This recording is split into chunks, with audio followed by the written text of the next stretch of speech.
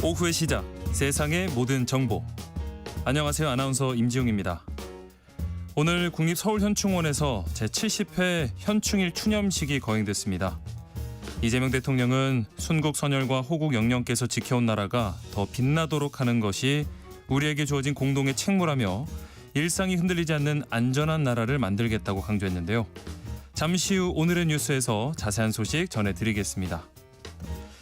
음주운전에 대한 경각심은 아무리 강조해도 지나치지 않은데요. 음주운전 사고를 내고 고의로 술을 더 마셔서 측정을 피하려는 이른바 술타기 수법도 이제는 통하지 않게 됐습니다. 이번 달부터 이런 행위도 음주 측정 거부로 간주돼 처벌 대상이 되는데요. 강화된 음주운전 처벌 기준, 오늘 슬기로운 법률 생활에서 살펴보겠습니다. 저희 방송은 KBS 1라디오 유튜브 채널 통해서 실시간으로 시청과 참여하실 수 있습니다. 많은 관심 부탁드리면서 KBS 세상의 모든 정보 지금 시작합니다.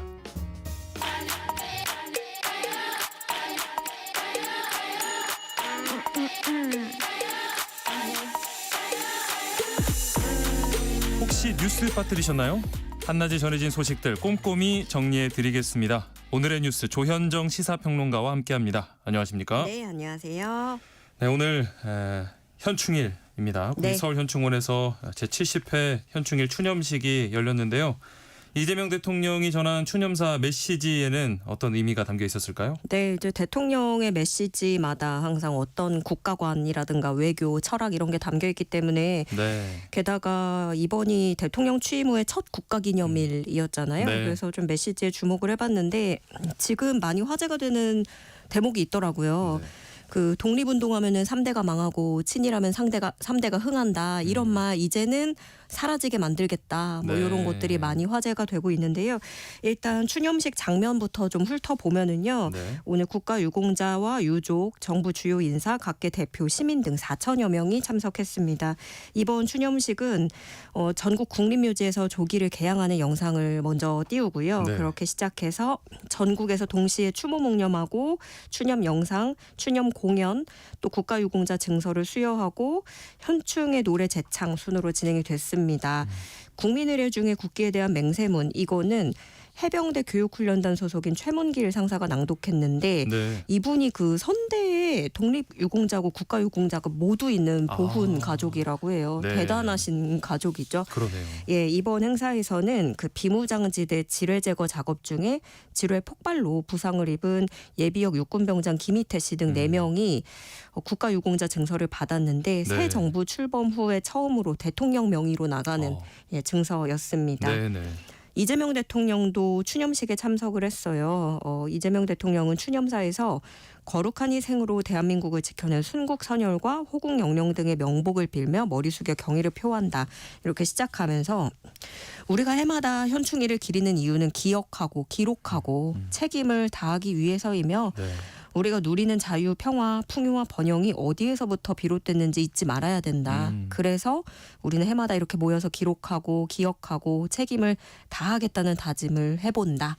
이렇게 얘기를 했고요. 네. 또 여야 지도부도 나란히 추념식에 참석을 했는데요. 더불어민주당에서는 박찬대 당대표 직무대행 겸 원내대표, 국민의힘 김용태 비상대책위원장 등이 참석을 했고 네. 우원식 국회의장은 또 의장으로 별도로 메시지를 냈습니다. 숭고한 희생을 깊이 기린다면서 큰 고비마다 대한민국을 지켜주신 위대한 국민들의 뜻을 받드는 국회가 되겠다. 이렇게 약속했습니다. 네. 그리고 이재명 대통령이 어제 국정기획위원회를 구성하고 이한주 민주연구원장을 위원장으로 임명을 했네요. 네. 이 국정기획위원회라는 게 인사검증 제외한 정부 조직 개편 또 국정과제를 정리하는 그러니까 인수위 같은 개념인 거예요. 네네. 이번에 인수위 없이 새 정부가 즉시 출범을 했기 때문에 네. 대통령직 인수위 역할을 하는 건데 예를 들어서 그 문재인 정부 때도 출범 직후에 국정기획자문위원회 이거 네. 구성해서 인수위 역할을 대신 했었거든요. 네네. 이한주 원장은 이재명 대통령이 성남에서 시민운동하던 시절부터 인연을 맺은 그리고 이재명 대통령의 40년 지기 멘토다 이렇게 알려져 있는데 네. 무엇보다 지난 총선 이후에 그때는 당 싱크탱크인 민주연구원장에 발탁이 됐고 여기서 계속 한 일은 이재명 대통령하고 대선 정책의 그런 밑그림, 아주 큰 그림을 같이 그렸던 사람이에요. 네. 그래서 앞으로 이곳에서는 한 2달가량 활동을 하면서 국정운영 5개년 계획, 100대 과제 등을 제시할 전망이고요. 네. 또 세부적으로는 대선 공약을 정부에서 실제로 정책으로 실현할 수 있게 그걸 좀 가다듬는 네. 네. 역할을 할 것으로 보입니다. 근데 제가 2달가량이라고 말씀을 드렸는데 대통령실이 이번에 이 위원회의 구체적인 활동 시한 같은 거를 아직 명확하게 정해놓은 건 아니에요. 그래서 네. 조금 유동적으로 갈 수 있을 것 그렇죠. 같고 수석 비서관직도 지금 윤곽이 좀 잡혀가고 있습니다. 네. 대통령실 정무수석에는 4선의 우상호 전 의원, 비교적 개파색이 좀 였다라는 평가가 조금 나오기는 하는데, 네. 그리고 홍보수석에는 JTBC 대표이사를 지낸 이규현 세명대 교수, 네. 민정수석에는 검사장 출신입니다. 오광수 변호사가 유력하게 검토되고 있습니다. 네. 그런가 하면 이재명 대통령이 이 한덕수 전 대행이 임명했던 이완규, 함상훈 이 헌법재판관 후보자 지명을 철회했습니다. 네. 이 이완규, 함상훈 헌법재판관 후보자가 그 탄핵 국면에서 헌법재판관 지명 두고서 그때 논란이 많았었잖아요. 그렇죠. 네, 원래 전임 헌법재판관 2명이 퇴임을 하면서 그 자리에 이제 2명이 들어갔어야 됐는데 네. 그 당시 한덕수 전 총리가 지명을 한 사람들이고 그런데 문제가 뭐였냐면 조기 대선 잡히고 차기 대통령을 새로 뽑기로 한 시점이었잖아요. 네. 근데 대통령 몫이라는 그 부분을 권한대행인 총리가 지명을 한다라는 네. 것에 좀 월권 논란이 있었고 예. 그래서 이 차기 대통령의 권한을 침해하는 것이다 이랬는데 그렇게 하고 지명한 지 8일 후에 헌법재판소가 어떻게 결정을 했냐면 권한대행의 재판관 지명은 임명권 남용 소지가 있다. 네. 라면서 그 당시에 효력정지 가처분을 전원일치로 인용을 했었죠. 네. 네. 그래서 그때 이 두 사람에 대한 임명 절차가 중단됐었습니다. 그렇죠. 지금까지 이 상태로 온 거였고요. 네. 그래서 이재명 대통령이 이번에 지명을 철회한 건데 헌정사상 처음으로 권한대행이 이렇게 대통령 목 헌법재판관을 임명하려다가 네. 사실은 그건 또 헌재 구도를 좀 재편하겠다라는 의도가 있었던 거잖아요. 예. 그런데 이제 새 정부 출범한 지 이틀 만에 백지화된 거고요. 그래서 지금은 헌법재판관 7인 체제이기 때문에 9인까지 채우려면 이 공백을 해소하기 위해서 2명에 대한 지명 절차도 또 이재명 대통령이 속도를 낼 것으로 보입니다. 네. 그리고 지금 헌재 소장도 그 김영두 재판관이 권한대행으로 있잖아요. 예, 그래서 헌재 소장도 새롭게 임명에 나설 것으로 보여집니다. 네. 한낮의 교양 파트너 지금 여러분께서는 세상의 모든 정보와 함께하고 계십니다. 그리고 어제 또 이재명 대통령이 취임 이후 처음으로 국무회의를 주재를 했고요. 이게 뭐 점심에 김밥을 먹으면서까지 이렇게 마라톤 회의를 하는 모습이 또 이슈가 되기도 했는데 네. 여기서 또 어떤 내용들 남았는지 살펴볼까요? 네, 3시간 40분가량이나 진행이 됐습니다. 네, 첫 회의를. 예, 네. 국무회의 중에서도 이런 장면은 좀 이례적이에요. 네. 경제산업관련부처로부터 주요 현안을 보고받았고요. 원래 사회 외교안보 분야 부처도 보고 대상이었는데 네. 그 앞에 경제 현안 관련 논의가 너무 길어져가지고 네. 이 비경제 부처 보고는 나중으로 밀리게 됐습니다. 네. 근데 이재명 대통령이 뭐 일방적으로 지시하는 방식이 아니라 장관이 지금 이러하다 현안 보고 실태를 얘기를 하면 거기서 이재명 대통령이 질문을 하고 의견을 주고받는 형태로 진행이 됐다고 알려졌는데요. 네. 그 후에 개별 부처 장관들에게는 구체적인 업무 지시를 내렸습니다. 불공정 하도급 거래하고 기업 간 담합 조사 등을 공정위가 조사를 하고 있잖아요. 예. 이에 대해서 더 꼼꼼하게 하기 위해서 조사 인력을 늘리고 뭐 근로기준 관련한 법과 제도를 준수하는지 관리 감독하기 위해서도 고용부 근로감독관의 증원 필요성을 언급했습니다. 네. 그리고 인공지능 AI 관련 부처 장관에게는 이게 또 AI는 이재명 대통령이 대선 기간에도 강조를 했던 거잖아요. 그렇죠. 그래서 네. 이런 너무 공무원 중심주의, 행정 편의주의에서는 좀 벗어나달라 이런 주문을 내기도 했고요. 네. 이 밖에 농식품 물가 대책, 외교부와 협의를 통한 K푸드 공공 외교 가능성이 가능한지 이런 것도 파악할 것을 지시했습니다. 예. 그런데 이 취임 당일에도 그 전에도 이 비상경제정권 점검 TF 회의를 2시간 반 정도 했어요. 네. 네, 인수위 없이 바로 대통령 업무에 들어가면서 진짜 시작하자마자 계속 회의 이렇게 하고 있거든요. 네. 그래서 뭐 매체들 보도들은 워커홀릭 면모를 보이고 있다라는 네. 평가를 내고 있는데 지금 또 상황이니만큼 아무리 윤석열 정부 때 전임 정부 때 임명된 국무위원이라고 하더라도 같이 일단 국민들이 너무 기다리니까 네. 집권 초반에 국정 운영에 집중을 해보자라는 의지를 다지는 걸로 풀이가 됩니다. 네.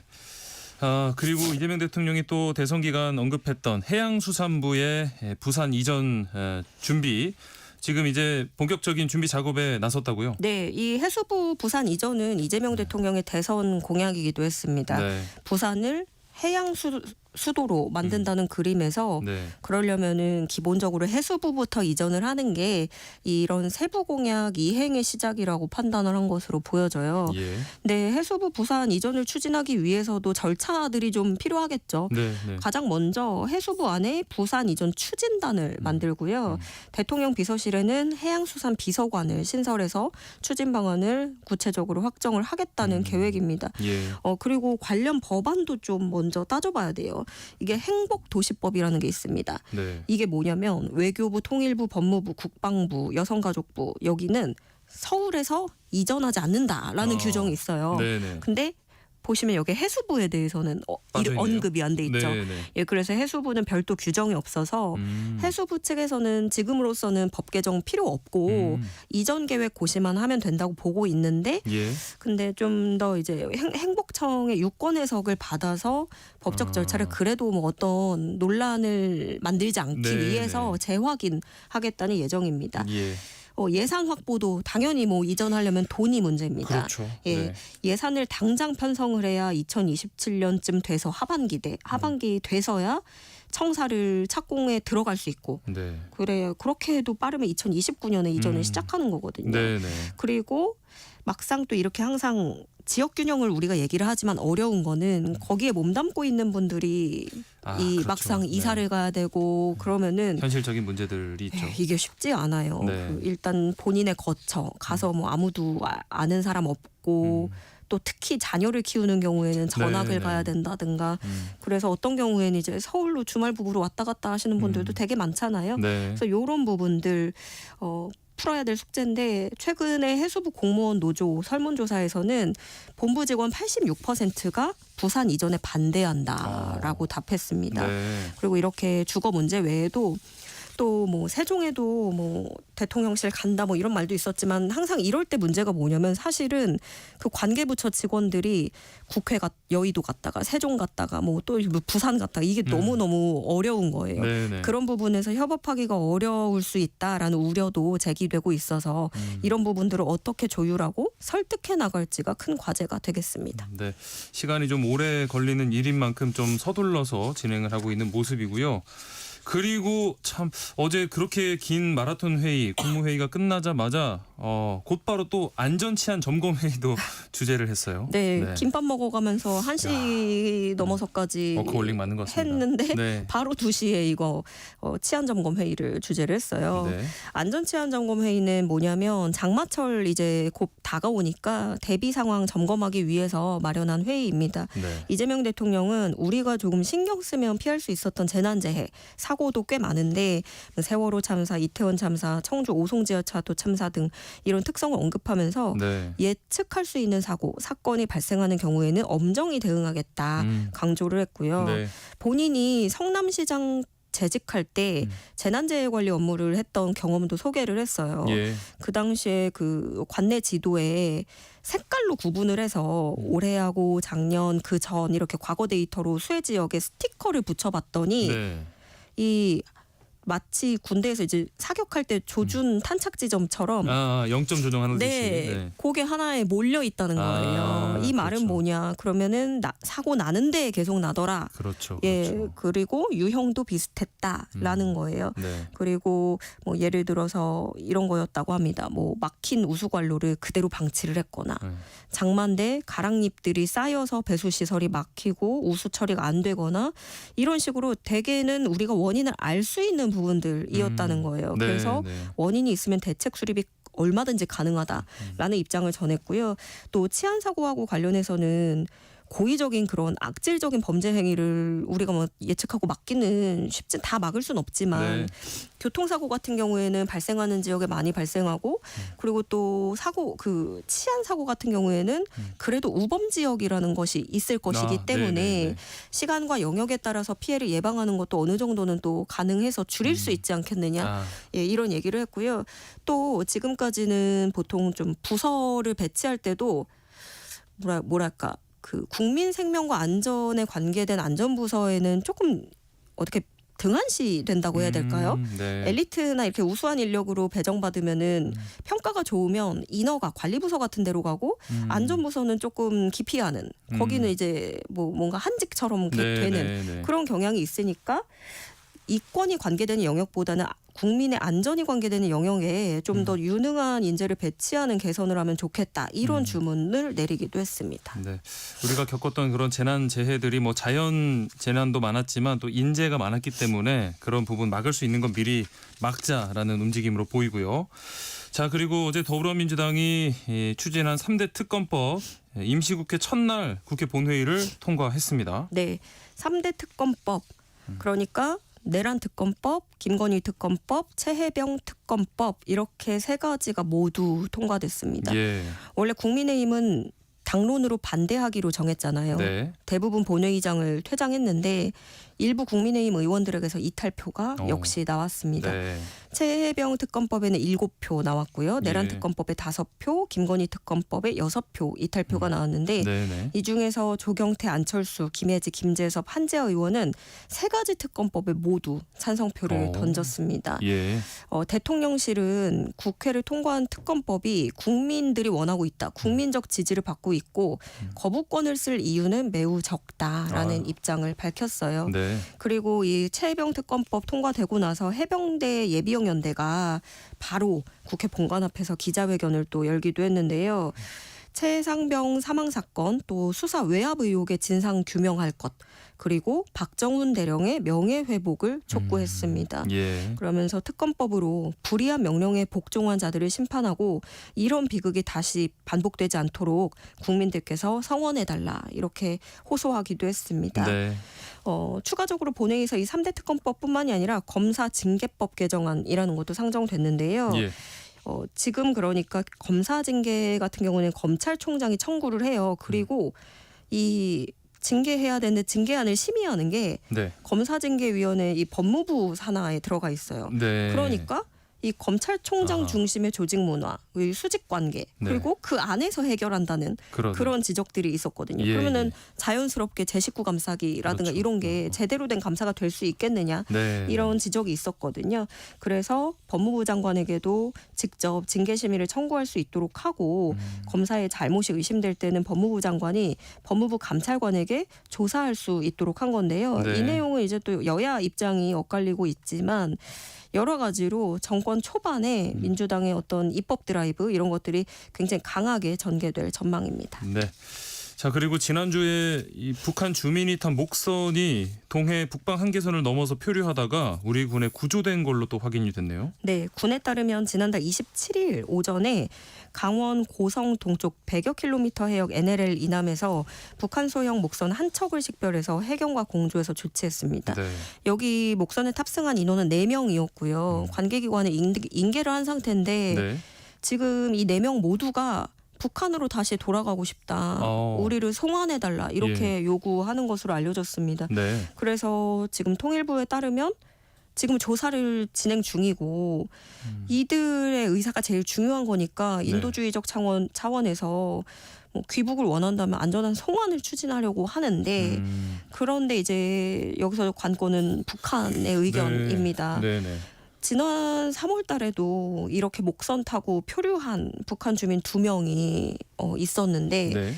이때도 북한으로 돌아가겠다고 했어요. 예. 그래서 정부가 유엔군 사령부하고 북한군 쪽에 직통전화로 통화를 시도를 했는데 북한 측이 응답이 없습니다. 3개월이나 뭐 지금 송환이 이루어지지 않고 그냥 마냥 기다리고 있는 그런 상태예요. 네. 근데 유엔사의 의견은 북한 주민을 다시 넘기려면 북한의 동의가 필요하다라고 보고 그렇죠. 있습니다. 네.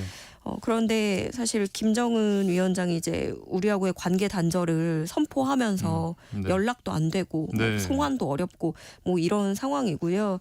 그래서 우리는 지금 당장은 돌려보낼 수 있는 마땅한 방법이 지금 아예 없는 상태고 네. 인천에 있는 통일부 소관 시설에서 보호하고 있습니다. 예. 자, 그리고 미국 도널드 트럼프 행정부가 국가별 무역 협상에서 이제 환율 문제도 다룰 가능성이 있는 상황인데 우리나라를 다시 환율 관찰 대상국으로 또 지정을 했네요. 네, 우리나라 들어갔고요. 다른 나라들 보면 중국, 일본, 싱가포르, 대만, 스위스 등 9개국이 지정이 됐어요. 네. 무슨 기준이냐 보면은 미국은 원래부터 여러 가지 따져서 뭐 관찰 대상국이라고 지정을 하긴 했습니다. 네. 대미 무역 흑자, 경상수지 흑자, 외환시장 개입 이 세 가지 기준을 두고 자기들이 이제 판단을 하는데 네. 사실 지금 타이밍상도 그렇고 뭐 중국, 일본, 싱가포르, 대만, 한국 이런 나라들 들어간 거 보면 그런 트럼프의 어떤 의중이 너무 보이는 거죠. 네. 그래서 그 트럼프 주장이 계속 그거잖아요. 이 나라들이 미국 대상으로 돈 너네 너무 많이 벌어가고 있고 우리는 네. 이거 불공정하다고 생각해. 그리고 너네 불공정한 환율 정책을 펴고 있잖아. 이거는 너희가 잘못하고 있어. 이건 불공정한 거야. 이렇게 꾸준히 주장을 하고 있기 때문에 네. 결국에는 이걸 빌미로 이 국가들 겨냥해서 더욱 거세게 통상 압박을 할 거라는 전망이 나오는 거고요. 네. 뭐 그런 의도로 충분히 보여집니다. 그리고 우리나라는 너무너무나 예견됐던 일이었어요. 미국에게 돈을 많이 벌어오고 있기 때문에. 그래서 앞으로 통상금융 협상에서 분명히 미국이 이 환율 문제를 지렛대로 활용할 것으로 보여집니다. 네. 마지막으로 지금 미중 관세 전쟁 휴전 이후에 다시금 중국과 미국 긴장이 고조되고 있는데 어제 갑자기 정상이 통화를 했다는 소식이 들렸더라고요. 네, 90분이나 통화를 했대요. 네. 근데 사전 예고 없이 정말 예. 갑자기 이루어진 거고 중국 관영 신화통신 등 중국 언론에 따르면 트럼프가 먼저 통화하자고 해서 통화를 했다. 예. 이렇게 얘기가 나오는데 지금 미중 간의 어떤 그 무역 합의 이행을 두고 양측이 계속 뭐 희토류라든가 이런 걸로 뭐 유학 문제, 비자 이런 걸로 계속 충돌을 하고 있잖아요. 그렇죠. 네. 그래놓고 트럼프가 갑자기 전화 통화 요청을 했고 두 사람이 통화를 한 그런 그림이 되는 겁니다. 예. 그래서 좀 뭐 양국 정상이 그래도 트럼프가 사실은 중국에 굉장히 강하게 밀고 갔는데 중국도 생각보다 만만치 않았어요. 네, 네. 예, 그래서 오히려 트럼프가 아차 싶어하는 모습들이 꾸준하게 좀 계속 그런 반복이 되는 모습이고 네. 그래서 이번 통화 때 트럼프 2기 출범 이후에 첫 미중 정상회담 개최를 시사하기도 했습니다. 예. 뭐 중국에 오면은 환영한다. 뭐 이런 식으로 서로 얘기를 했다고 하는데 네. 구체적인 합의는 이루어지지 않았지만 일단 양측이 만나야 된다. 정상회담 개최 필요성에 대해서 공감한 상태입니다. 네, 정말 어디로 튈지 모르는 불확실한 움직임입니다. 오늘의 뉴스 여기까지 하겠습니다. 지금까지 조현정 시사평론가와 함께했습니다. 고맙습니다. 네, 고맙습니다. KBS 라디오 세상의 모든 정보 함께하고 계신 지금 시각 12시 38분입니다. 이 시각 교통정보 알아보겠습니다. 네, 이 시각 교통정보입니다. 현충일 연휴 기간 중 이동량이 가장 많은 날입니다. 새벽부터 시작된 지방방향 정체 최대 정체 시간에 접어들었는데요. 현재 요금소를 기준으로 서울부터 부산까지는 7시간가량, 강릉까지도 5시간이 넘게 걸리고 있어 원활할 때에 비해 많게는 3시간 가까이 여유 시간이 더 필요하겠습니다. 경부고속도로 부산 방향 충청권 통과 무척 답답합니다. 기흥에서 남사, 북천안에서 남이 분기점 사이와 회덕부터 비룡 분기점 쪽으로만 한 번에 78km 구간 막혀 있고요. 중부 내륙고속도로 창원 방향도 여주에서 감곡 쪽으로 더디다 문경 세제터널 부근 1차로의 사고 여파 뒤로 3km 구간에서 크게 받습니다. 청주 영덕고속도로 영덕 방향 청주 분기점에서 문희 1터널까지도 10km 구간 정체되고요. 쭉 내려가 도로 끝 지점인 영덕 1차로에선 사고 처리 중입니다. KBS 교통정보센터였습니다.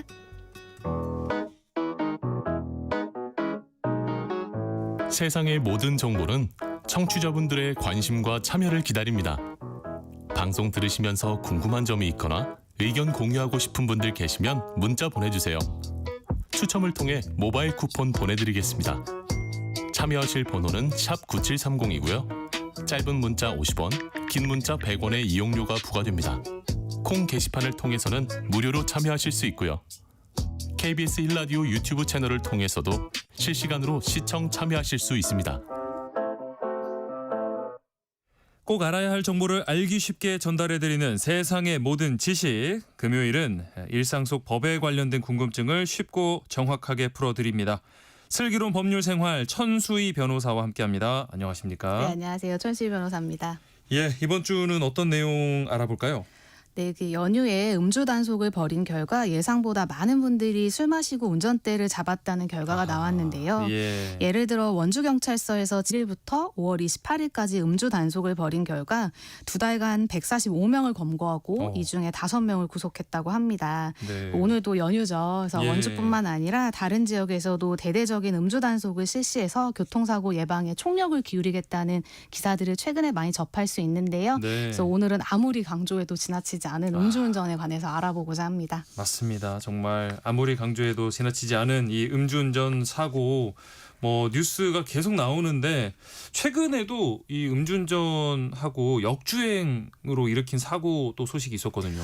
네, 그 지난달 인천에서도 혈중 알코올 농도 0.08%의 운전자가 도로 중앙 탄력봉을 넘어 역주행한 사건이 있었는데요. 네. 맞은편에서 오던 차량 3대와 충돌을 하고 운전자는 머리를 크게 다치고 피해자들 역시 중경상을 입었었습니다. 네. 아니 이런 사건 접할 때마다 그러니까 꼭 이제 혈중 알코올 농도 이야기가 나오는데 정확하게 음주운전 관련된 그 처벌 기준이 어떻게 될까요? 네, 그 지난 2018년 음주운전 차량에 치여서 숨지신 윤창호 씨 사건 이후에 음주운전에 대한 기준이 강화가 됐습니다. 그래서 예. 2019년 이전에는 혈중 알코올 농도가 0.05% 이상이 되어야 음주운전으로 처벌되던 것이 네. 현재는 0.03% 이상으로 낮아졌습니다. 네. 그래서 현행법에서는 음주 사고 없이 단순히 음주 단속에만 걸렸을 때 혈중 알코올 농도 0.03% 이상에서 0.08% 미만까지는 1년 이하의 징역 또는 500만 원 이하의 벌금 그리고 면허가 정지가 되고요. 네. 0.08% 이상부터는 1년 이상 2년 이하의 징역 또는 500만 원에서 1000만 원 이하의 벌금형에 처해지게 됩니다. 네. 그리고 면허가 1년간 취소가 되고요. 여기에 대인 대물 사고까지 나게 되면 2년간 면허가 취소가 됩니다. 예. 그리고 이제 만취한 상태인 혈중 알코올 농도 0.2% 이상인 사람은 2년 이상 또 5년 이하의 징역이나 1천만 원 이상 2천만 원 이하의 벌금형은 물론 또 면허가 취소가 되고요. 그러니까 뭐 사실은 술을 한 방울이라도 마시면 절대 운전대를 잡아서는 안 되는 건데 이런 분들이 있어요. 뭐 점심으로 그냥 가볍게 반주로 막걸리 뭐 한 잔 했는데 면허가 정지됐다. 아니 이게 사실 0.03%라는 게 우리가 이렇게 수치가 제대로 와닿지가 않아서 이런 생각을 하시는지 모르겠는데 어느 정도 음주를 하면 나오는 수치일까요, 이게? 네, 사람마다 차이는 있을 수가 있는데 혈중 알코올 농도 0.03%는 일반적으로 소주 한 잔, 그리고 한 잔. 0.05%는 소주 2잔 반 정도를 마시고 1시간 정도 지난 뒤의 수치라고 하는데요. 그래서 네. 많은 분들이 뭐 한 잔쯤은 괜찮지 않냐 이렇게 생각들을 하세요. 그런데 네. 2배도 되시면 안 되는 것이 그럼요. 여기에 이유가 있는 것 같아요. 그래서 우리가 이제 술을 딱 한 잔만 마셔도 갑자기 말이 좀 많아지고 기분이 또 좋아지기도 하잖아요. 네. 네, 그런 증상이 이제 혈중 알코올 농도 0.03% 정도에서 나타나는 거죠. 그래서 내가 술이 안 취했다라고 느끼는 것과 별개로 이미 내 몸에서는 그런 반응이 이제 나타나게 되는 거고요. 예. 그래서 많은 분들이 한 잔만 마셨을 뿐인데라고 가볍게 생각하실 수가 있는데 절대 그렇게 생각을 하시면 안 되고요. 네. 그리고 한 잔에서 넘어가서 만약에 한 잔 반 정도를 더 마셨다 이렇게 되면 혈중 알코올 농도가 0.05%가 되고 이때부터는 판단력이나 통제력의 저하가 나타난다고 이제 보고 있습니다. 그러면 아까 두 번째 기준으로 제시해드렸던 0.08%면은 한 소주 4-5잔 정도 수치라고 생각하면 될까요? 네, 아까 그 역주행 사건에서 네네네. 운전자의 혈중 알코올 농도가 0.08%라고 말씀을 드렸는데요. 네. 이 운전자 아마 소주 반병 정도 이상을 마신 것으로 보여집니다. 그래서 면허 취소 기준인 0.08%가 되면 균형감이나 또 언어 기능에 저하가 생기고 본인이 내가 좀 취했나라고 이제 느낄 수 있는 정도가 되죠. 근데 네. 문제는 판단력이나 반응 속도는 저하가 되는데 네. 오히려 운전자는 자신감이 생겨요. 그래서 너무 위험해요. 괜찮겠지, 내가 운전해서 갈 수 있겠지, 혹은 뭐 요 정도 마셔서, 그리고 뭐 요즘에 운전잠수도 잘 안 하는데 이런 생각들을 막 에이. 하시게 되시는데 네. 그러다 보니까 이제 주변에서 만류를 해도 본인 판단으로 인해서 이제 운전을 하고 가시게 되는 거죠. 그래서 네. 평소보다도 더 난폭하게 운전을 하시게 되거나 아니면 판단력이 흐려진 상태에서 운전을 하시기 되기 때문에 사실 사고의 위험성이 더 커지는 거죠. 그렇습니다. 진짜 운전을 앞두고는 절대 아예 입에도 대면 안 될 것 같고요. 그리고 최근 뉴스 보니까 음주 측정을 거부를 한 운전자가 징역 10개월을 받았다는 이야기 있더라고요. 이 음주 측정 거부하는 것만으로도 징역형이 선고될 수가 있나 보네요. 네, 맞습니다. 네. 요즘은 워낙 음주운전에 대해서 강력하게 엄벌을 하고 있는 상황이기 때문에 네. 이제 어떤 분이 10년 동안 음주운전으로 2차례 형사처벌을 이미 받은 전력이 있었어요. 네. 그러다 보니까 이제 또다시 음주운전 그 단속 상황이 생기니 이제 본인이 측정을 거부하시게 된 거죠. 아하, 그랬는데 결국에는 징역 1년 2개월을 또 선고받은 사례 역시 있었습니다. 그래서 네. 요즘에는 측정 거부만으로도 이전에 형사처벌 전력이 있다고 한다면은 또 그 징역형을 선고받으실 수가 있고요. 네. 이게 왜냐하면 사실 술을 드시지 않은 분이라면 괜히 음주 측정을 거부하지는 않을 그렇죠. 거잖아요. 네. 그래서 음주 측정을 거부하면 1년 이상 또 5년 이하의 징역 또는 500만 원 이상 2천만 원 이하의 벌금형에 처해지도록 도로교통법에 규정이 되어 있습니다. 예. 그래서 사실상 보면 그 아까 소주 반병을 마신 0.08%를 말씀을 드렸는데 네. 그것보다 높은 수준으로 처벌을 해요. 근데 네, 이걸 네. 잘 모르시고 오히려 이제 뭐 한두 잔 드신 분이 술 깰 때까지 좀 시간 끌면 내가 처벌을 받지 아이. 않을까 싶어서 음주 측정을 거부하거나 아니면 이제 실제 판례가 있는데 입김만 계속 후 불어넣으면서 이제 측정을 거부하신 건 아닌데 응하시긴 네. 했지만 제대로 어쨌든 응하지 제대로 않고. 하지 않으신 거죠. 그래서 네. 그분도 이제 형사처벌을 받으신 사례가 있어요. 그래서 네. 이렇게 되면 오히려 실제 마신 술의 양보다 더 강한 처벌을 받을 수가 아하. 있으니까요. 음주 단속에는 반드시 응하셔야 되겠습니다. 네.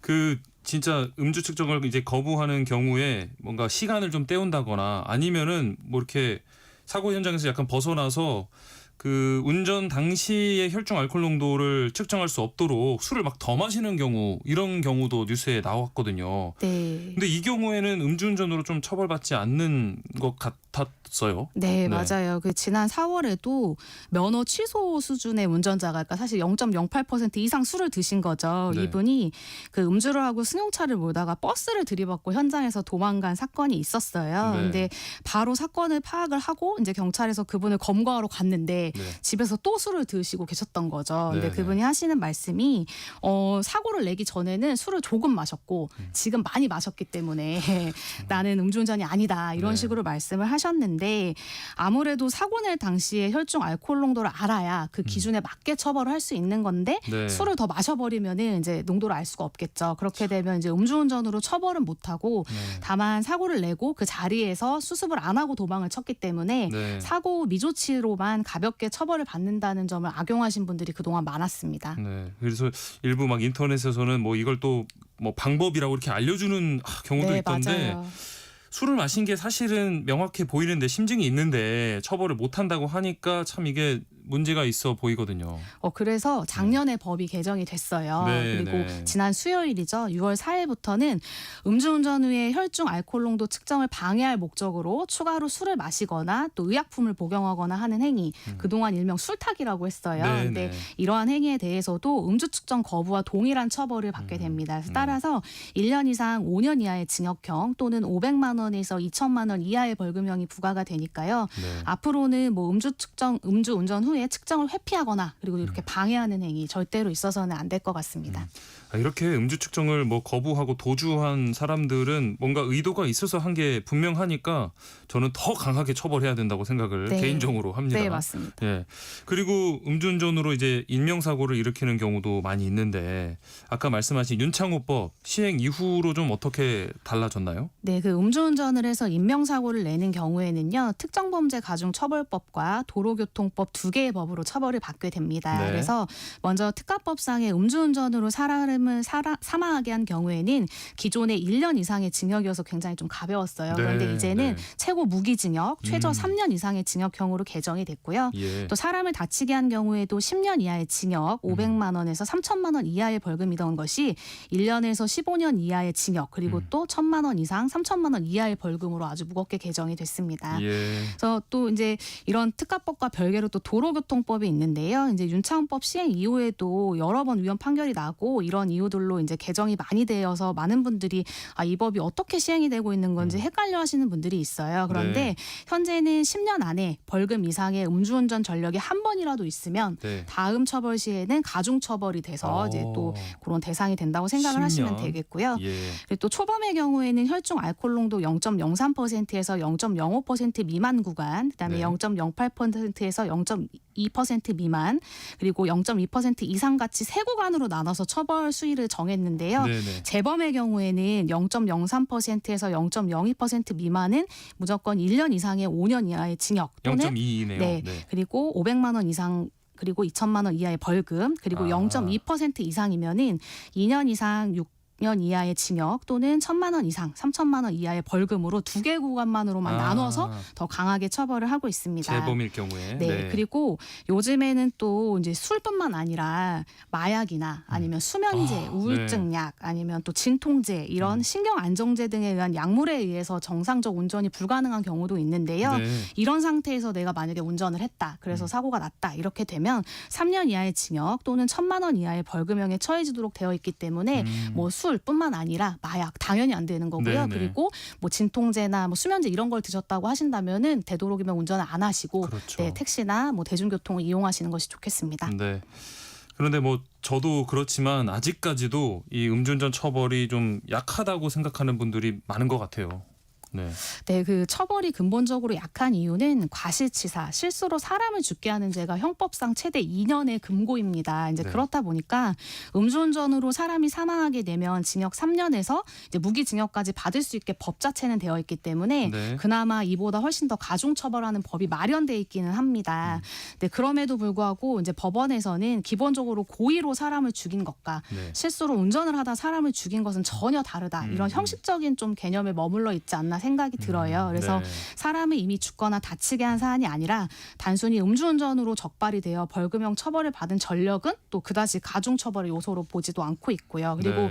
또 이제 이게 굉장히 안 좋은 사례인데 유족과 합의를 하지 않더라도 상당한 돈을 법원에 맡기거나 어디에 뭐 기부를 하거나 아니면 죄를 반성한다고 하면은 상당 부분 감형하는 요소로 또 이전에는 봐주기도 했었어요. 네. 네. 이제 그렇다 보니까 그런 노하우를 막 공유하는 인터넷 카페까지도 있었는데요. 네. 이제 그렇다 보니까 이런 부분에 대해서 요즘에는 법원에서 또 엄벌을 하려고 하는 그런 태도를 보이고 있습니다. 그러면 요즘은 좀 처벌 수위가 어느 정도 되나요? 요즘에는 그 대법원 양형위원회의 권고형 범위는 음주운전으로 사람을 사망시키게 되면 징역 2년에서 한 5년 정도를 선고하게 되어 있는데요. 네. 또 합의를 하거나 진지한 반성 등을 하게 되면 감경이 돼서 1년 6개월에서 한 3년 정도의 양형 기준을 가지고 있습니다. 네. 그래서 그 기준에 보면 혈중 알코올 농도 0.146%인 운전자가 제한속도 시속 60%인 도로에서 시속 115km로 달린 네. 그런 사건이 있었는데 그렇게 네. 달리다가 결국 교차로를 가로질려서 아이고. 반대편에 있는 피해자를 들이받아서 그분을 다발성 장기 손상으로 사망하게 한 사건이 있었어요. 네. 그래서 이 사안에서 이제 합의를 했고 전과가 없어서 징역 6개월형이 나왔고요. 네. 그리고 또 뭐 요즘에 크루즈 기능 많이 이용하시잖아요. 그렇죠, 자동차에. 그렇죠. 네. 근데 술 드시고 이제 그런 기능을 이용해서 네. 시속 60% 제한, 60km 제한이 있는 도로에서 84km로 주행을 하다가 네. 또 그 횡단보도에서 그 횡단보도를 신호를 기다리던 분의 피해자의 오토바이를 강하게 충격해서 곧바로 사망하신 사안이 있었는데요. 네. 합의금 뭐 1억 3,600만 원을 지급을 하고 그랬고 그리고 또 전과가 없었던 관계로 징역 1년 6개월이 나온 사례도 있었습니다. 네. 네. 이 음주운전 이야기는 진짜 하면서도 항상 마음이 아프고 피해자가 계속 발생한다는 게 너무 안타까운데 뭐 거듭 강조드리지만 이 처벌 정도와 관계없이 한 잔이라도 진짜 한 방울이라도 술을 마시고 운전을 해서는 안 되겠습니다. 뭐 마지막으로 좀 해주실 말씀 있으실까요? 네, 방금 이제 제가 뭐 낮은 징역형의 사건을 말씀을 드렸지만 네. 최근에는 징역 10년형을 선고받은 사안도 있고요. 네. 또 마찬가지로 뭐 징역 6년형 이런 식으로 굉장히 가중 처벌되고 있는 중입니다. 그렇기 때문에 이제 방금 이제 말씀하셨지만 술을 한 잔이라도 입에 댔다고 한다면 절대로 운전대를 잡으시면 안 되시겠습니다. 네. 슬기로운 법률 생활, 오늘은 음주운전 처벌 기준과 관련 사례에 대해 알아봤습니다. 지금까지 천수희 변호사와 함께했습니다. 오늘 말씀 고맙습니다. 네, 감사합니다. KBS 세상의 모든 정보 1부 순서 여기서 마무리하겠습니다. 이어지는 2부에서는요. 사건 사고 뉴스 살펴보는 하프타임 뉴스, 또 건강에 관한 모든 궁금증을 풀어드리는 똑똑 라디오 주치, 그리고 음악과 함께하는 오후 김윤하의 오늘 이 곡 기다리고 있습니다. 계속해서 많은 청취 부탁드리겠습니다. 그러면 저는 2부에 다시 돌아오겠습니다.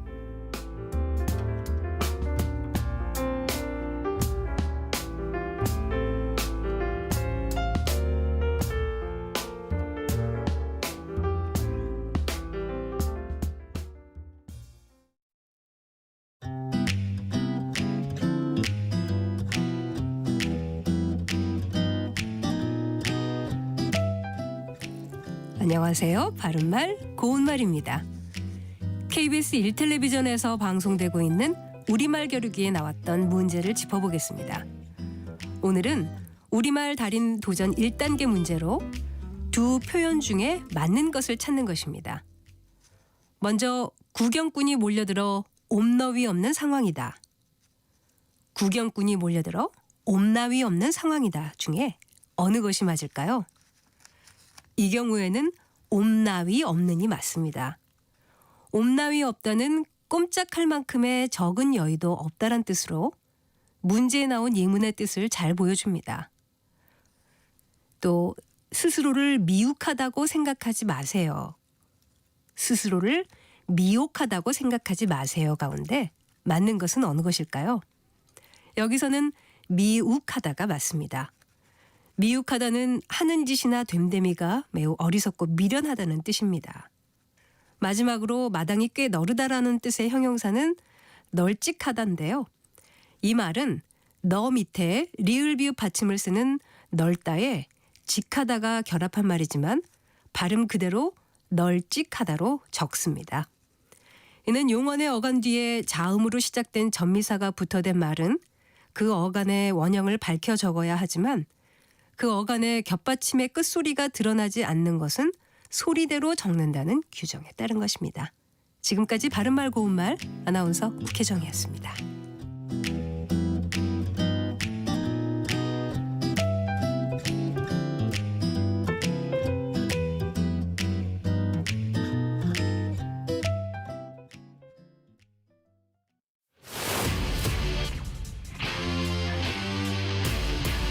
토론에 정답은 없습니다. 토론이 세상을 바꿀 수도 없습니다. 하지만 질문은 새로운 세상을 만들 수 있습니다. 질문으로 올바른 세상을 만드는 첫걸음. 평일 저녁 7시 20분 KBS 열린 토론.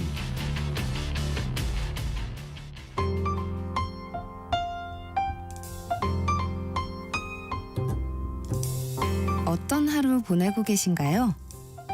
눈코 뜰 새 없이 바쁘게 지나가는 한 주. 따뜻한 시선으로 하루를 마무리합니다. 당신을 위한 지식 쉼터. 오늘 밤 일라디오. 월요일부터 금요일. 매일 밤 10시 5분에 시작합니다.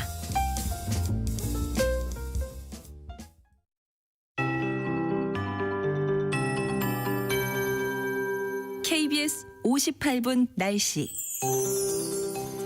현재 서울은 29도까지 오른 현충일입니다. 오늘도 전국적으로 덥겠습니다. 불볕더위가 이어지면서 강한 햇볕이 내리쬐겠는데요. 하늘 모습은 가끔 구름 많겠지만 구름 사이로 볕이 아주 따갑겠습니다. 자외선 차단에도 신경을 쓰셔야 되겠고요. 오존 농도는 오늘 대부분 지역이 오전부터 오후까지 나쁠 전망입니다. 그나마 오늘과 내일까지 미세먼지 농도는 무난해서 대기질은 괜찮겠습니다. 오늘 낮 최고 기온 살펴보겠습니다. 보겠습니다. 전국이 25도에서 32도까지 오를 전망인데요. 서울, 대전, 광주, 대구가 29도로 예상되고 강릉은 32도까지 기온이 오르겠습니다. 부산은 26도, 제주 27도로 예상됩니다. 내일과 모레는 서울이 각각 28~9도까지 예보가 돼 있고 월요일은 30도까지 오르면서 전국적으로 낮더위가 당분간 지속되겠습니다. 오늘은 강원 동해안과 경북권 중심으로 내일과 모레는 내륙 중심으로 30도 이상 기온이 올라 덥겠고 내일까지 일교차는 15도 내외로 크게 벌어지겠습니다. 건강관리 유의하셔야 되겠습니다. 오늘 오후부터 중부 서해안과 강원 영동, 경북 북부 동해안, 경북 북동 산지에 바람이 강하게 불겠습니다. 강원 산지와 동해안은 강풍특보 가능성이 있습니다. 내일은 낮 한때 경기 북서부에 비가 예보됐습니다. 지금 서울 기온 29도입니다. 최영우였습니다.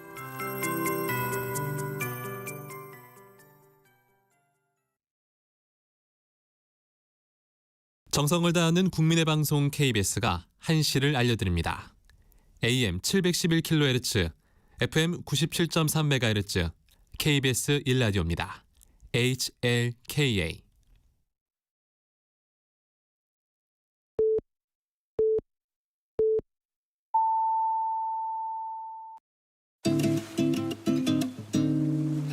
나른한 오후를 책임질 영양만점 지식 비타민. 세상의 모든 정보.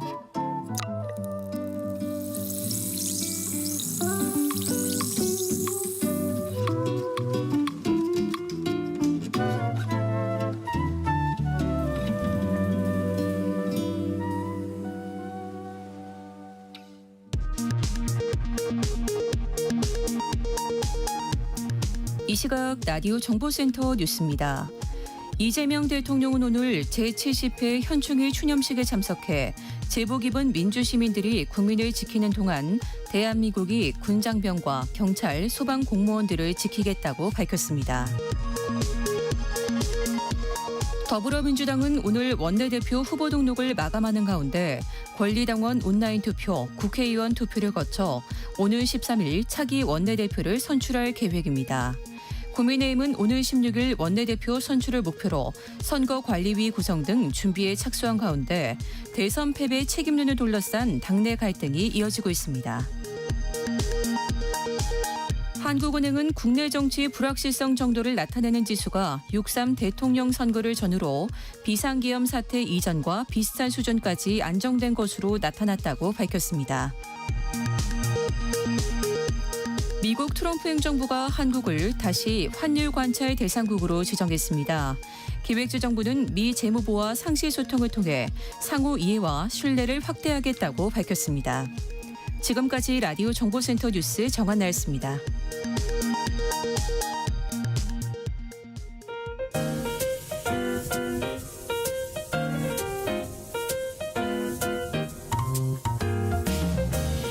정신없이 바쁜 하루, 지금 우리 주변에서 벌어지고 있는 사건, 사고, 소식들 한숨 돌리며 살펴보시죠.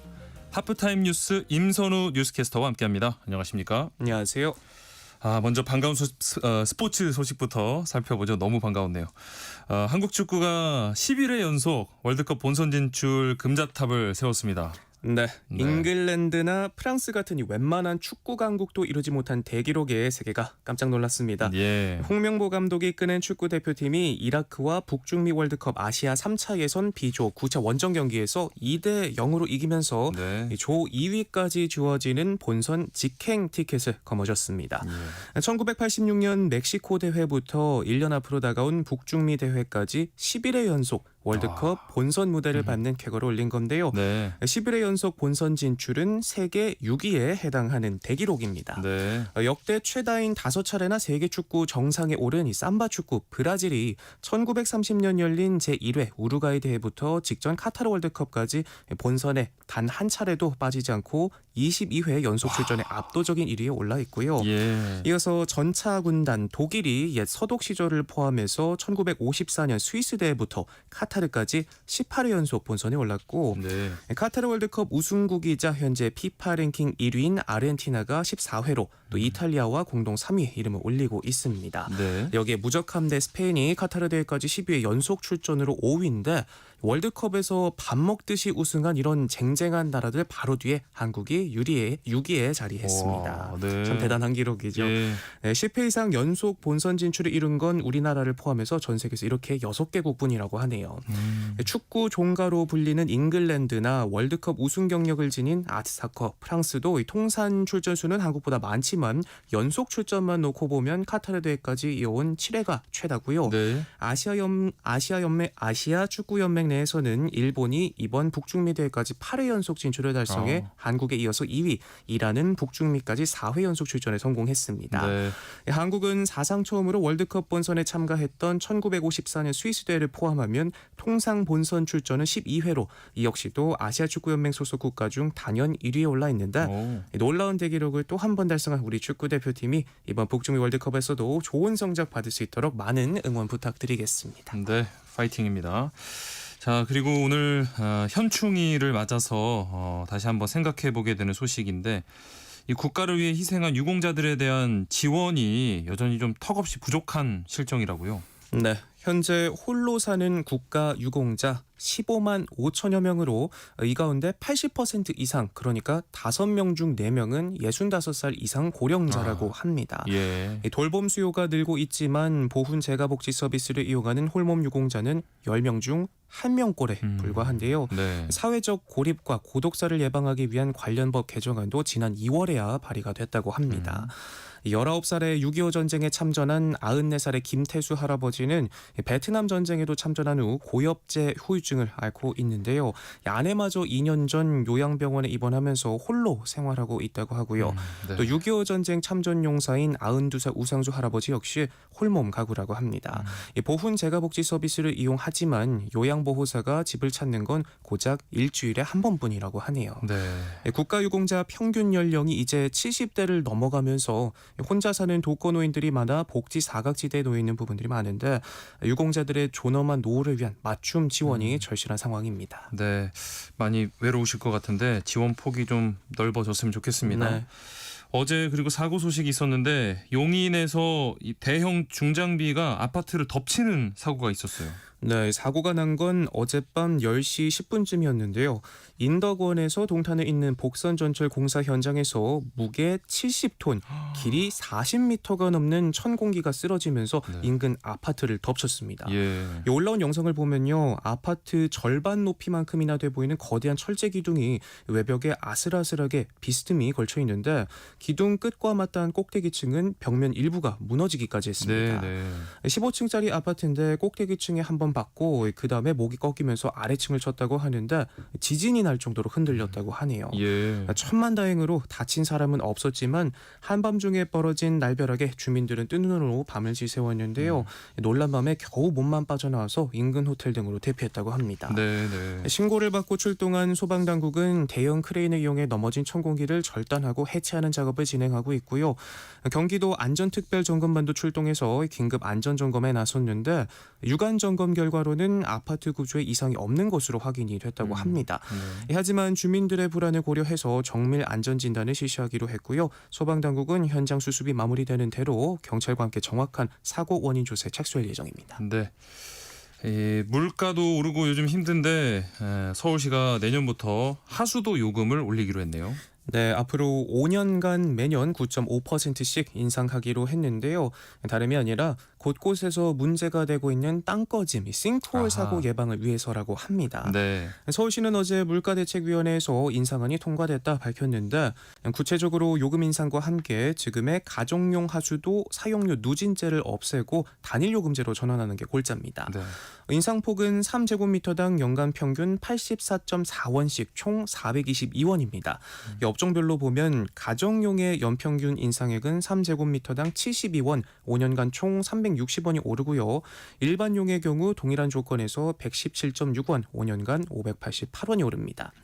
인상안이 적용되면 내년 가구별 하수도요금 부담은 1인 가구 기준 현재 월 2,400원에서 2,880원으로 480원이 오르겠고요. 4인 가구는 현재 9,600원에서 11,520원으로 월 1,290원이 오르게 됩니다. 2023년 결산 기준 서울시 하수도요금 현실화율은 56%로 전국에서 최하위 수준에 머무르고 있는데 이는 평균 원가에 비해서 실제 요금이 턱없이 나기 때문이라고 합니다. 네. 이렇게 요금을 올려서 마련한 돈이 어디에 쓰이는지도 궁금하실 텐데요. 앞서 말씀드린 것처럼 이 노후화된 하수관로를 정비해서 땅꺼짐, 대형 싱크홀을 막는 작업에 쓰인다고 합니다. 네. 저희 하프타임 뉴스에서도 특히 올 들어서 이 싱크홀 관련 소식 굉장히 자주 또 많이 전해드렸었는데 네. 2023년 말 기준 서울 하수관로 약 1000km 가운데 30%에 달하는 3000km가 매설된 지 50년이나 지난 초고령 하수관이라고 합니다. 예. 시는 매년 약 2천억 원을 들여서 100km가량을 정비를 하는데 노후화가 빠르다 보니까 이를 따라잡으려면 요금을 올려서라도 예산 확보가 불가피하다는 입장입니다. 네. 다만 인상률과 시행 시기 등 최종 내용은 시의회 심의 의결 과정에서 일부 조정될 수 있다고 하네요. 네. 뭐 어떤 방법을 쓰든지 안전만 했으면 좋겠습니다. 네. 자, 그리고 앞으로 이 지역 건강보험료 조정이 쉬워지고 환급금 이자도 명확해진다는 소식이네요. 네, 자영업자나 프리랜서 같은 지역 건강보험 가입자들이 소득이 줄어서 보험료를 조정해달라고 신청할 때 겪었던 서류 제출의 번거로움이 크게 줄고요. 네. 또 더 내거나 잘못 낸 보험료를 돌려받을 때 지급되는 이자의 계산 기준도 명확해진다고 합니다. 예. 보건복지부는 최근 이 같은 내용을 골자로 하는 국민건강보험법 시행령 일부 개정령안을 마련하고 다음 달 7일까지 입법 예고를 통해 국민 의견을 수렴하겠다라고 밝혔는데요. 이번 개정안은 일부 미비점을 개선하고 국민 편의를 높이는 데 초점을 맞추고 있는데 가장 눈에 띄는 변화는 앞서 간략히 짚어본 이 지역가입제 월 보험료 조정과 정산 신청 시 증빙 서류를 간소화하는 방안입니다. 네. 조금 더 구체적으로 들여다보면 기존에는 소득 변동을 증명하기 위해선 관련 서류를 직접 준비해야 했지만 네. 앞으로는 가입자가 부득이한 사유로 서류 제출이 어려울 경우 국세청의 실시간 소득 파악 자료를 활용할 수 있게 되고요. 네. 또 환급받을 때 적용되는 이자 계산 기준도 명확해지는데 이 직장 가입자와 마찬가지로 소득 월액 보험료를 정산한 날부터 7일이 지난 날을 이자 계산 시작일로 통일해서 번거로움이 크게 줄어들겠습니다. 오늘도 그렇고 요즘 날씨가 참 좋은데 뭐 그래서 그런지 나들이 가시는 분들 많거든요. 그런데 조심해야 할 게 있다고요. 네, 바로 참진드기입니다. 질병관리청에 따르면 지난 4월 참진드기가 옮기는 중증열성 혈소판 감소 증후군 SFTS 첫 환자가 발생한 이후 전국 곳곳에서 감염 사례가 나오고 있는데 네. 이달 4일 기준으로 벌써 35건이나 집계가 됐다고 합니다. 네. 10여 년 전 첫 환자가 보고된 후 지난해까지 총 2,000명이 넘는 환자가 발생했고 이 가운데 381명이 사망했는데요. 네. 치명률이 높은 탓에 이 참진드기의 살인진드기라는 별칭이 붙기도 했었죠. 네. 이 참진드기는 겨울 빼고 봄부터 가을까지 왕성하게 활동하기 때문에 4월에서 11월 사이 집중적으로 환자가 발생한다고 하는데요. 물리고 나면 5일에서 14일의 잠복기가 지나고 고열, 오심, 구토, 설사 같은 소화기 관련 증상을 보이기 시작하고요. 또 심할 경우에는 호흡곤란과 의식 저하 등이 나타나면서 몸속 장기가 제대로 작용하지 않는 다발성 장기 부전에 이를 수 있어 초기에 병원을 찾아야 한다고 합니다. 네. 특히나 백신이나 치료제가 없어서 예방이 최선인데요. 잔디나 풀에 살갗이 직접 닿지 않도록 긴 소매 상의와 긴 바지를 입고 풀밭에 30분 이상 앉거나 눕지 않는 게 좋고요. 또 집에 돌아오면 진드기가 옷이나 몸에 붙어있는지 붙어있진 않는지 꼼꼼히 확인하는 습관 들이셔야겠습니다. 네. 참 진드기라고 하니까 굉장히 뭐 작고 얼마나 위험하겠어 했는데 치명률이 네. 굉장히 높습니다. 조심하셔야겠습니다. 자, 그리고 오늘 현충일인데 경찰이 이 현충일 폭주족 집중 단속에 나섰다죠. 네, 참 희한하게도 매년 현충일만 되면 어김없이 폭주족 뉴스를 다루게 되는 것 같은데요. 네. 경찰 역시 만반의 채비를 갖추고 집중 단속에 나섰습니다. 단속 대상은 2대 이상 차량이 앞뒤 혹은 좌우로 줄지어가면서 위험 운전을 하거나 신호 위반, 중앙선 침범을 반복하는 난폭 운전, 불법 튜닝, 불법 소음기로 인한 소음, 번호판 가림 등이 있는데요. 네. 반드시 처벌된다는 인식을 가질 수 있도록 엄정 대응을 예고했습니다. 네. 이렇게 특별 단속을 통해 충남에서만 86건이 적발이 됐는데요. 신호 위반과 안전모 미착용이 67건으로 가장 많았고 음주운전부터 무면허, 번호판 미부착 심지어 수배도 2건이나 있었습니다. 네. 경찰은 이들에 대해 형사처분할 예정인데요. 현장 무관용 원칙을 적용해서 강력하게 대응할 방침이라고 합니다. 공휴일에 유독 왜 그러는지 저도 참 궁금한데 네. 굉장히 위험하기 때문에 또 단속을 철저히 해야겠고요. 자, 보험 설계사 자격 시험에서 대리 시험을 치른 사람들이 무더기로 적발됐다는 소식 있네요. 네. 보험 대리점 대표가 현직 설계사들에게 보험 설계사 자격시험 응시자들로부터 10만 원에서 15만 원의 수수료를 받고 대신 시험을 보게 하다가 모두 73명이 적발이 됐습니다. 네. 이들은 3년 전부터 지난해까지 보험 설계사 수를 늘려 보험 실적을 부풀리기 위해서 이렇게 조직적으로 대리 시험을 알선한 혐의를 받고 있습니다. 생명손해보험협회가 주관하는 보험 설계사 자격 시험에 합격해야만 보험 영업이 가능한데 네. 문제는 현행 규정상 이 대리 시험이 적발돼도 응시 제한은 1년에 불과하고 제재도 미흡한 상황이어서 신분 확인 절차를 강화하고 부정행위 처벌 규정 마련이 시급하다는 지적이 나오고 있습니다. 네. 하프타임 뉴스 오늘 여기까지 하겠습니다. 지금까지 임선우 뉴스캐스터와 함께했습니다. 오늘 말씀 고맙습니다. 고맙습니다. 오늘 점심 메뉴 추천. 귀로 듣는 푸짐한 지식 한 상 어떠세요? 세상의 모든 정보. 아나운서 임지용입니다. 건강에 관한 모든 궁금증을 풀어드리는 시간입니다. 똑똑 라디오 주치의 가정의학과 오한진 전문의와 함께합니다. 안녕하십니까? 안녕하세요.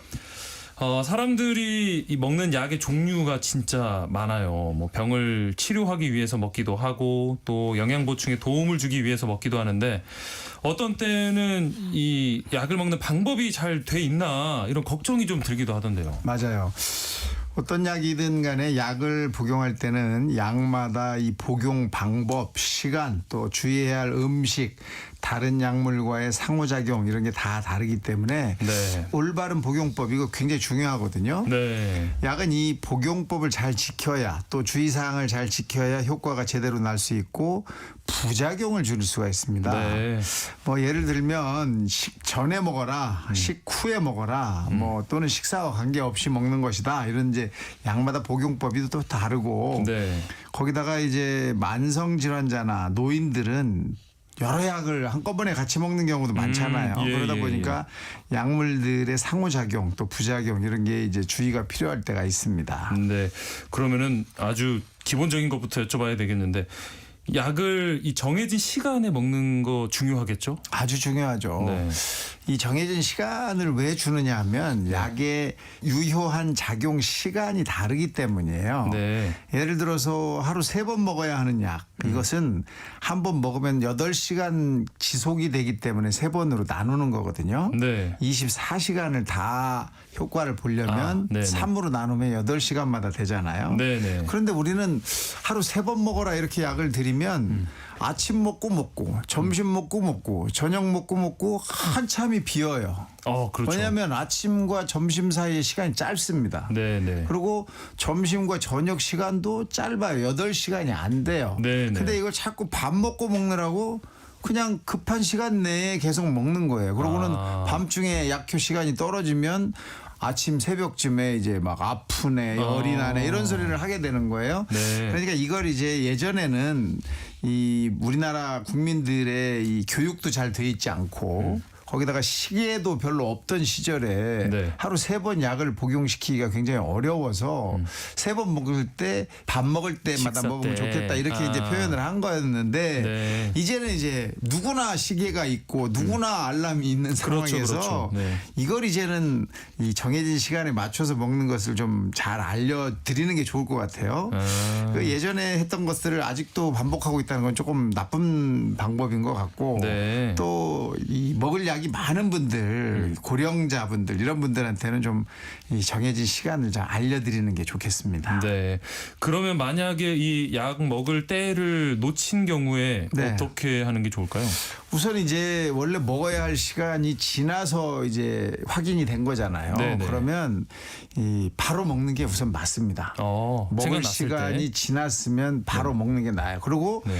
시간 간격을 그때부터 다시 잡는 거죠. 예. 8시간 간격이다 그러면 그때부터 다시 8시간 간격대로 먹어야 되는 거고 하루 네. 2번 먹어라 하는 것은 12시간 간격으로 먹는 거예요. 그러니까 아침 7시에 먹었으면 저녁 7시에 먹어야 되는 건데 네네네. 그 아침 먹고 먹었으니까 저녁 먹고 먹어야지 이러면 이제 또 시간 차이가 또 다르잖아요. 그렇죠. 그래서 이 하루 2번 먹느냐 3번 먹느냐 이것은 시간 간격으로 좀 잘 알아서 드시는 게 좋겠고 만약에 때를 놓쳤다 그러면 네. 놓친 걸 안 그 시간이 가장 빠를 때니까 그때 드시고 바로 드시고 그때부터 다시 시간을 확인하시는 게 좋겠습니다. 예. 그러면 예를 들어서 뭐 주 1회나 월 1회 복용하는 약물 같은 경우에는 어떻게 하는 게 좋을까요? 이것도 마찬가지예요. 주 1회 먹는 건데 그날을 잊었다. 요일을 잊은 거죠. 월요일 날 예. 먹어야 되는데 뭐 월요일 날 놓쳤다. 그러면 알게 된 날 바로 먹고 원래 다시 월요일 날로 돌아가면 제일 좋습니다. 네. 그런데 그렇게 안 될 때는 이제 요일이 바뀐 거죠. 다시 이제 네. 그 요일로 바꿔 드시는 거고 월 1회 같은 경우는 앞뒤로 한 일주일 정도 조금 늦는 거 조금 빠른 거 이건 뭐 큰 차이가 없기 때문에 의사 선생님하고 한번 상의를 한번 잠깐 하시고 네. 요일을 다시 맞추시면 될 것 같습니다. 네. 오늘 똑똑 라디오 주치 코너에서는요. 올바른 약 복용법에 대해서 자세히 알아보겠습니다. 약 복용에 관해서 궁금한 점 있으신 분들 오늘 방송에 귀 기울여 주시면 좋을 것 같습니다. 우리가 복용하는 약의 종류, 뭐 모양이 뭐 제각각인데 네. 약이 커서 그냥 먹으면 목에 걸릴 것 같고 해서 잘라서 먹고 싶다. 이거 괜찮은 건가요? 절대 안 됩니다. 네. 왜냐하면 그 약이 어디에서 녹게 돼 있느냐에 따라서 달라요. 약효 시작이 다르거든요. 네, 그렇죠. 대개는 이제 위에서 녹는 약이 많습니다. 그래서 네. 위에서 녹아서 작용을 하기 시작하는 게 많은데 네. 장용정이 있어요. 네. 이건 장에 가서 녹아야지 위에서 녹으면 안 되는 약이거든요. 그래서 산에서는 녹지 않고 알칼리에서 녹게 껍질을 만들어 놓은 거예요. 근데 이 껍질을 벗기거나 부시거나 자르거나 하면 네. 장에서 녹지를 못하고 위에서 녹아버려요. 그러면 장에서 작용을 해야 될 약이 장소가 달라지니까 전혀 작용할 수 없는 상황이 될 수 있거든요. 네. 이런 게 하나 있고 또 하나는 시간별로 녹게 돼 있는 거를 여러 개를 조합을 해서 만들어 놓은 약재들이 있어요. 캡슐 안에 알갱이가 여러 개 들어있는 것들이 있는데 네네. 이 알갱이들 색깔이 다 달라요. 왜냐하면 시간마다 색깔이 다른 것들이 녹게 돼 있어요. 단계적으로. 네. 예. 근데 이거를 부셔서 갈면 한꺼번에 다 나오니까 그렇죠. 예. 원래 원했던 시간만큼 약효가 지속이 될 수 없거든요. 네. 그래서 목에 걸릴 것 같아서 나 죽어도 못 먹겠다. 갈아서밖에는 나는 못 먹는다. 그러면 의사 선생님한테 얘기를 해야 돼요. 그러면 같은 종류의 뭐 가루약이 있거나 같은 종류의 물약이 있거나 또는 사이즈가 더 작은 약이 있어요. 그러니까 그런 약으로 바꿔서 내 입장에 맞게 약을 교환하셔야 되거든요. 그러니까 자르거나 부시거나 갈거나 이러시면 안 됩니다. 마음대로 하시면 안 돼요. 예. 뭐 의사 선생님이 나는 이런 모양이 좋아해서 주신 게 아니고 다 뜻이 있고 작용하는 그런 뭐 방식이 있는 거니까요. 그렇죠. 그래도 약 중에서 쪼개서 복용해도 괜찮은 것도 있지 않나요? 있죠. 예. 당연히 있어요. 네. 그래서 쪼갤 수 있는 것들은 대개 약의 가운데에 네. 이렇게 금이 가 있습니다. 맞아요. 네네. 이렇게 표시가 돼 있는 약재들은 네. 반을 자를 수 있게 쉽게 만들어 놨어요. 왜냐하면 잘라서 먹으려고 하시는 분들이 많고 의사 선생님들도 반 용량을 써도 무난한 경우가 있기 때문에 그런 경우에는 이렇게 약재에 잘라지기 쉽게 표시를 해놓고 네. 만들어놨습니다. 예. 그러니까 이런 것들은 잘라 드실 수 있는 약이고 그래도 또 혹시 아닌데 그렇게 표시가 돼 있는 경우도 있으니까 네네. 의사 선생님한테 한번 물어봐서 제가 혹시 증상이나 이런 게 좋아지면 약을 반으로 잘라 먹어도 될까요? 이렇게 한 번만 물어보시면 그렇죠. 의사 선생님하고 확인하시면 됩니다. 네. 그런데 우리가 약을 먹을 때 물하고 꼭 먹으라고 하거든요. 뭐 네. 다른 주스나 이런 거는 먹으면 안 좋을 수 있다고도 하는데 왜 그런 네. 건가요?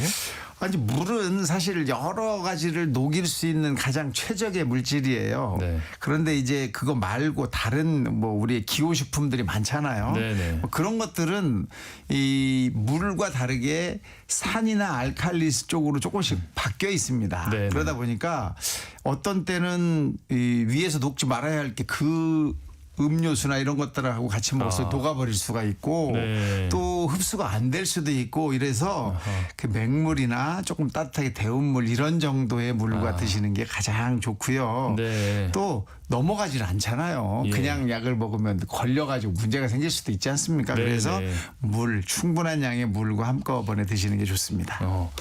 제가 이제 뭐 항상 그런 건 아니지만 밖에 있을 때 외부 뭐 출장 가 있거나 할 때 조건이 안 돼서 물 거의 없이 거의 뭐 맨입에 먹다시피 할 때도 있긴 있었거든요. 저도 그런 경우가 있어요. 네. 시간이 괜찮나요? 이제 먹을 때가 된 거예요. 네, 근데 네. 조금 더 지나면 아유 이거 시간이 너무 늦어서 안 될 것 같아. 근데 네, 네. 차를 타고 가고 있어요. 물 그렇죠, 하나도 그렇죠. 없어. 네. 침을 많이 모아가지고 이렇게 꿀꺽 삼킨 경우도 있습니다. 교수님도 저도 그러시는군요. 네. 저도 그런 경우가 있는데 네. 물의 양이 적으면 이게 식도를 충분히 통과하지 못하고 걸리는 경우가 생겨요. 그래요? 그러면 그 점막이 네. 이 약에 의해서 자극을 받으면서 점막에 궤양이 생기거나 염증이 생기거나 아이고. 또는 구멍이 날 수도 있어요. 그래서 이 약은 항상 충분한 물과 드시는 게 가장 좋은 방법이고 네, 네. 더더욱이 맨 입에 먹으면 정말 걸릴 가능성이 있기 때문에 예. 가능하면 꼭 물을 찾아서 드셔야 됩니다. 이 큰일 날 수도 있겠네요. 그런 분이 가끔 병원에 와요. 그래서 목에 걸려서. 그 네. 뭐가 여기서 좀 식도가 많이 아픈 것 같다. 뭐가 네, 네, 이상한 느낌이 계속 있어서 괴롭다. 그래서 내시경으로 보면 약이 걸려서 아이고. 염증이 생겨서 빨갛게 되거나 네. 궤양이 벌써 생기기 시작한 경우가 있습니다. 그때는 할 수 없이 이제 꺼내 드리는데 네. 이러니까 물과 꼭 같이 드실 필요가 있는 거예요. 그러면요 물이 진짜 아무리 뒤져봐도 물이 없을 때 네. 음료만 있을 때 네. 음료로 약을 먹을까요? 뭐 우유나 주스나 이온 음료, 탄산수, 커피 이런 것들은 약의 대사나 흡수에 영향을 미칠 수가 있어요. 그렇기 예. 때문에 물을 좀 찾는 게 좋고요. 네. 우유의 칼슘이나 철분 이런 것들은 항생제 중에 일부를 흡수를 못하게 하는 경우도 또 있습니다. 또 특히 이 자몽 주스를 좀 계속 피하게 의사 선생님들이 계속 말씀을 드리거든요. 네네네. 이 자몽 주스는 약물의 분해 요소, 즉 약이 분해돼서 효과를 나타내고 분해가 다 돼서 이제 이 효과가 없어져야 되는 그런 분해 효소라는 게 우리 몸에 존재하는데 네. 이 자몽 주스에 있는 어떤 물질이 약물의 분해 효소를 억제합니다. 그러니까 약의 분해가 잘 안 되니까 약효가 막 굉장히 세지는 거예요. 그래서 이렇게 되면 막 원래 원했던 농도보다 훨씬 더 높은 농도나 굉장히 심각한 상태까지도 올라갈 수 있기 때문에 네. 이런 자몽 주스랑 꼭 드시지 말으라고 이렇게 이야기하죠. 네. 또 이온 음료, 탄산수, 커피는 약물의 흡수를 떨어뜨릴 수도 있어요. 또 위 점막을 자극할 수도 있거든요. 그렇기 네네. 때문에 이런 음료수나 또는 다른 것들과 같이 드시는 거는 좀 권장되지는 않습니다. 특히 자몽 주스와는 먹지 말아야겠고요. 그렇습니다. 혹시 약 먹을 때 피해야 되는 음식도 있을까요? 있죠. 네. 음식들도 지금 이게 자몽 주스가 사실은 음식 아닙니까? 그렇죠. 거기에는 이제 우유나 요구르트, 치즈 같은 유제품도 좀 포함이 되는데요. 이 유제품들은 이 테트라사이클린 계통의 항생제가 잘 흡수되지 않도록 그런 작용을 할 수가 있습니다. 네. 또 카페인이 많이 들어있는 커피, 그다음에 녹차, 콜라, 초콜릿 이게 다 카페인이 다 들어있거든요. 예. 이런 식품들은 진통제나 항생제 또는 천식약과 같이 복용했을 때 가슴이 두근거리거나 신경이 더 과민해지거나 할 수 있는 약효가 더 세질 수 있는 부작용을 유발할 수가 있습니다. 네. 또 술은 당연히 안 하셔야죠. 술과 그렇죠. 먹는 이런 분들 큰일 납니다. 아이, 이거 네. 모든 약과 술은 같이 먹으면 안 돼요. 약효가 확 떨어질 수도 있고 네. 간에 심각한 손상을 줄 수도 있고 위장 출혈이나 또는 중추신경계 억제 같은 아주 그냥 무서운 일들이 나타날 수 있기 때문에 네. 절대 같이 하시면 안 됩니다. 네. 아까 자몽 이야기를 하셨는데 네. 뭐 자몽 말고도 또 피해야 될 과일 종류 뭐 어떤 게 있을까요? 있습니다. 이 과일이나 채소에는 원래 칼륨이라는 성분이 많이 들어있는데 네. 이 칼륨이 많은 식품은 고혈압약들과 함께 복용하면 문제가 생길 수가 있어요. 예. 그래서 바나나나 오렌지나 매실, 녹황색 채소 이런 것들은 조금 피하시는 게 좋습니다. 고혈압약을 드실 때는. 네. 그리고 뭐 특정 약과 좀 피해야 되는 음식 재료 같은 것도 있을 것 같은데 어떤 게 있을까요? 그렇습니다. 그 지방, 고지방 식품은 이 천식약과 같이 드실 때 약효가 굉장히 더 세질 수 있어서 주의하셔야 되고 네. 이 통풍약을 드실 때는 요산이 많이 생기는 고기나 등푸른 생선, 멸치 같은 이 통풍을 유발할 수 있는 그런 음식들은 좀 피하는 게 좋죠. 요산이 네. 높아지는 식품들은 좀 피하시는 게 좋고 내가 좀 더 알아봐야 되겠다. 이렇다면 이제 식약처 홈페이지를 좀 들어가 보신다거나 하면 이런 것들이 좀 잘 나와 있고요. 예. 또 약사 선생님이나 의사 선생님하고 상의하셔도 좀 알려드리기 때문에 더 필요한 게 있으시면 한번 좀 더 깊이 알아보시면 좋겠습니다. 네. 가끔 뭐 전에 먹다가 남은 약 네, 이거 네, 다시 복용해도 되는지 고민하는 경우가 있으시더라고요. 이거 위험한 생각일까요? 어떤 때는 남은 약을 드셔도 괜찮은 경우가 있어요. 예를 들면 처방을 받은 약, 그러니까 껍질을 다 까서 봉지에 이렇게 넣어드린 약은 네. 1년 정도까지는 뭐 보관이 가능합니다. 그래서 네. 이런 것들은 내용물을 잘 알고 있다면 내가 그 같은 병 또는 같은 증상일 때는 1년 정도는 쓰실 수가 있어요. 네. 그런데 그 약이 약효 유효 기간이 또 있거든요. 그래서 예. 그 유효 기간 지났다라고 생각될 때는 무조건 폐기하시는 게 가장 좋고 네. 폐기는 그냥 휴지통에 버리시면 안 돼요. 네네. 반드시 약국에 갖다 주시거나 병원에 갖다 주셔야 알맞게 폐기할 수가 있습니다. 네. 그러니까 그냥 혼자서 폐기하시지 마시고 또 가루약은 6개월. 시럽 같이 이 물로 돼 있는 약제는 1개월, 연고나 크림은 6개월 이내에 써야 돼요. 네. 그러니까 이게 지났다. 벌써 내가 보니까 잘 모르겠어. 근데 한 3개월 이상 된 것 같아. 그러면 네네. 폐기하시는 게 더 좋습니다. 그걸 다시 썼다가 효과가 하나도 없을 경우도 있거든요. 네. 그러니까 의사 선생님하고 한번 상의하시고 버리시는데 3개월 이상 지났으면 대개는 이제 폐기가 원칙이라고 생각하시면 되겠네요. 네. 자, 이제 여기서 청취자분들께서 보내주신 궁금증 함께 풀어봤으면 하는데요. 먼저 7562님. 어머니가 감기로 약을 드셨는데 제가 증상이 비슷할 때 그 약 먹어도 될까요? 하셨어요. 이거 가끔 문제가 되는 경우가 있어요. 감기약은 사실 뭐 이렇게 굉장히 심각한 약제는 별로 없지만 네. 이게 아닌 경우에는 또 문제가 되거든요. 네네. 감기약의 종류가 뭐 6, 7가지가 들어있다. 이거는 안 드시는 게 좋고요. 네. 간단하게 한 2-3가지 정도가 들어있다. 이런 정도일 때는 비슷한 증상이니까 내가 좀 먹어볼까? 해도 괜찮다고 볼 수 있습니다. 하지만 종류가 많다 그러면 절대 안 드시는 게 맞습니다. 네. 자, 그리고 1370님, 약 먹을 때 물과 함께 먹으라고 말씀을 드렸습니다. 근데 적절한 물의 온도가 있나요? 하셨어요. 네, 적절한 물은 미지근한 물이 제일 좋아요. 왜냐하면 네. 이 차가운 물은 위 점막에 자극을 주게 되고 네. 그러면서 흡수량이 조금 떨어질 수 있거든요. 아하. 그래서 약간 미지근한 물이 위 점막의 혈류도 좀 더 좋게 해주고 네. 혈액이 잘 갈 수 있게 하고 그래서 위에서 약을 흡수하는데 조금 더 도움을 줄 수 있거든요. 네. 너무 뜨거운 물은 또 위 점막에 상처를 줄 수도 있고 화상을 입을 수도 있으니까 네. 미지근한 물이 가장 적당하다 이렇게 볼 수 있겠습니다. 네. 자, 다음 주 이 시간에도 오늘 못다한 올바른 약 복용법에 대해서 이야기 나눠볼 예정입니다. 관련해서 궁금한 점 있으시다면 미리 문자 보내주시면 될 것 같습니다. 저희 프로그램 끝나기 전에 문자를 주시거나 또 세상의 모든 정보 홈페이지에 글 남겨주시면 되는데요.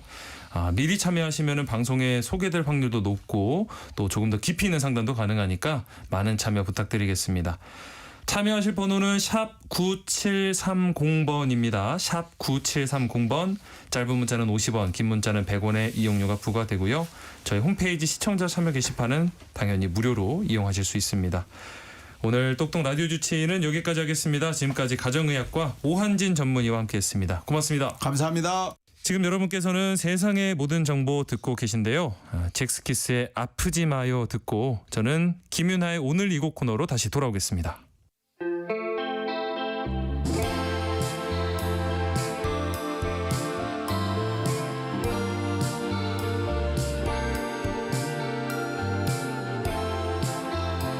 유난히 시간이 더디게 흘러가는 금요일 오후 지루함을 설렘으로 바꿔줄 노래만 담아왔습니다. 김윤하의 오늘 이곡, 김윤하 음악평론가와 함께합니다. 안녕하십니까? 안녕하세요. 김윤아입니다. 자, 오늘은 어떤 노래를 함께 들어볼까요? 네, 이번 주 들어오니까 확실히 완연하게 초여름 느낌이 나는 것 같아요. 맞습니다. 네, 그리고 여름을 떠올리니까 음악계에서는 페스티벌 이야기들이 많이 나오고 있거든요. 그렇죠. 혹시 가보신 적 있나요? 페스티벌 좀 오래되긴 했는데 네. 그래도 여럿 가보긴 했습니다. 역시 음악 좋아하시다 좋아해서, 보니 네. 이 특히 최근에 국내 페스티벌계는 예전하고 조금 또 지형도가 달라졌어요. 네. 어떻게 달라졌냐면 페스티벌 하면 한여름이잖아요, 보통. 그렇죠. 그렇죠. 근데 이게 너무 한여름인 거죠. 네. 요즘 특히 여름이 점점 더워지고 갈수록. 있기도 하고 네. 뭐 7월, 8월 정도에는 사실은 밖에서 몇 시간 동안 서 있는다는 게 위험해요. 맞아요. 그 정도로 날씨가 험해지다 보니 네. 최근에는 6월에서 7월 정도로 살짝 시기가 당겨져서요. 네. 이 즈음에 중대형 페스티벌이 많이 열리고 있는 시점입니다. 네. 5월에도 꽤 많이 열렸는데요. 그래도 역시 여름 페스티벌이 맛이거든요. 6, 네. 7월 즈음에 열리는 한국을 대표하는 페스티벌 라인업들 소식 한번 전해드려 보겠습니다. 막 듣기만 해도 벌써 막 몸이 들썩이고 기분이 좋아지는 것 같고요. 네. 요즘 진짜 날씨에 딱인 주제라고 생각이 되는데 네. 어떤 페스티벌부터 얘기를 해볼까요? 네, 우선 첫 페스티벌은요. 바로 다음 주입니다. 6월 13일에서 15일까지 네. 강원도 철원군 고석정 일대에서 열리는 DMZ 피스트레인 페스티벌을 소개하려고 하는데요. 네. 장소가 좀 독특하죠. 네. 2018년에 처음 개최돼서 이제 7년 차, 8년 차를 맞이한 페스티벌이고요. 네. 페스티벌 치고 그렇게 이력이 오래된 건 아닌데 관객들을 아주 잘 모았습니다. 오. 짧은 기간 안에 네. 진짜 제대로 놀 줄 아는 사람들은 DMZ 피스트레인 간다. 라는 이야기가 있을 정도로 음악 좋아하시는 연령대를 정말 불문한 분들이 많이 모이는 페스티벌로 자리를 잡았고요. 네. 그 정도로 신뢰감이 높은 음악 페스티벌로 소개해드릴 수 있을 것 같습니다. 뭔가 지금 이 페스티벌 이름부터 DMZ가 딱 들어가 있고 네. 왠지 놀 줄 아는 사람들이 간다고 하니까 막 슈퍼 이들만 모여 있을 것 같은 느낌인데. 그 네. 정도는 아닌데요. 이 페스티벌을 만든 분들이 진짜 이 축제 진심인 분들이에요. 네네. 그래서 뭐 아주 시작 즈음부터도 재미도 그리고 의미도 같이 가져가는 것에 대해서도 고민을 굉장히 많이 한 페스티벌인데요. 네. 예를 들면 아까 말씀드린 것처럼 DMZ라는 그 단어가 페스티벌에 들어가고 또 네. 피스트레인 평화 열차잖아요. 예. 이 모든 것들이 결국에는 이 한국의 분단국가 상황과 맞물려서 시작이 된 페스티벌입니다. 네. 사실 전 세계에서 이렇게 한 나라가 나뉘어져 있는 곳이 이제 없잖아요. 없죠. 네. 한국뿐이어서 당시 한 8년 전쯤에 글라스턴베리라고 하는 이제 아주 유명한 페스티벌의 고문인 마틴 엘본이라는 인물이 와서 DMZ를 우연히 방문하고 이런 곳에서 평화와 음악의 메시지를 전하는 게 맞다. 아하. 이곳을 왜 놀리냐. 그러네요. 거의 이런 이야기를 나누면서 이곳에서 페스티벌이 시작이 되게 됐습니다. 네. 그래서 철원이 사실 가깝진 않거든요. 수도권에서. 네네. 그래도 한 1시간 반, 2시간 정도는 가야 하는데 그래도 가격이 좀 낮고요. 네, 그리고 고석정이라고 하는 그 천혜의 자연 환경이 너무 또 아름다워서 예. 많은 분들이 찾고 있어요. 티켓 가격이 저렴하면 얼마나 저렴한데요 하실 수도 있는데 네. 보통 음악 페스티벌 최근에 1일권이 한 10만 원대 중반에서 네. 비싼 곳들은 후반까지도 하거든요. 네. 근데 이곳은 1일권이 99,000원. 네, 그래서 좀 저렴하게 책정이 되어 있고요. 네. 특히 철원 군민분들과 철원 내에 복무 중인 군인 네. 분들은 무료 관람이 가능합니다. 와, 무료. 네. 근처에 계신 분들은 꼭 찾아봐 주시고 그래서 연령대가 의외로 꽤 높고요. 군인분들도 상당히 많이 볼 수 있는 재미있는 풍경이 펼쳐지는 페스티벌이에요. 특이하네요. 네. 네, 추천드려봅니다. 또 매해 레전드급 아티스트들을 마지막 날 헤드라이너로 세우는 풍습도 있어요. 네. 보통 페스티벌 뭐 젊은이들만 가지 않나요 하실 텐데 네. 전혀 그렇지 않고요. 작년에는 김수철 씨가 그리고 올해는 사랑과 평화가 아하. 일요일에 마지막 뜨거운 무대를 채울 예정입니다. 그래서 오늘 처음 들을 곡이 바로 사랑과 평화의 예. 얘기할 수 없어요. 준비해봤습니다. 네, 함께 듣고 오시죠. 네, 방금 들으신 곡은 사랑과 평화의 얘기할 수 없어요였습니다. 저는 올해 페스티벌 풍경 너무 기대되거든요. 네. 작년에 그 김수철 씨가 헤드라이너 했을 때 네. 젊은 그대 부르는 그 수천 그 진짜 말로 표현할 수 없는 그 감동의 물결이 있었어요. 그리고 막 해외 바이어들이 이게 도대체 무슨 노래인데 이렇게 전 세대를 아울러서 모든 사람들이 따라 부를 수 있냐고 놀라던 모습도 떠올라서 네. 재미있을 것 같습니다. 네, 올해 페스티벌도 기대가 네. 됩니다. 네. 올여름에 진짜 저도 꼭 페스티벌 가고 싶다는 생각이 지금 막 또 드는데 네. 다음 소개해 주실 페스티벌은 또 어떤 매력 있는 공연일까요?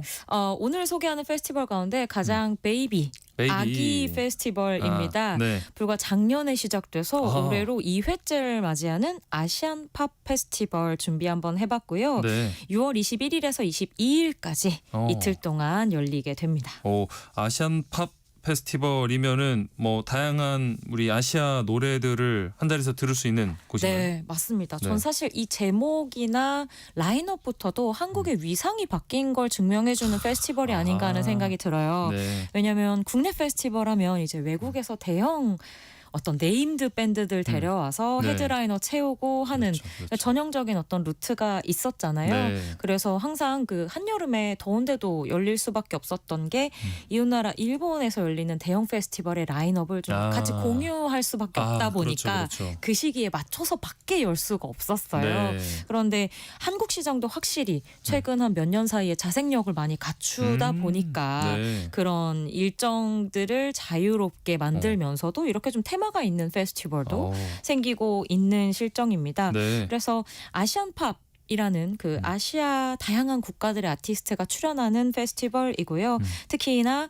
그런 아시아 음악의 중심지로 허브로서 이 한국이 움직였으면 좋겠다는 바람을 가지고 있는 페스티벌이기도 해요. 네. 열리는 곳도 인천이어서요. 네. 허브 되게 딱 좋지 않습니까? 그렇죠. 네.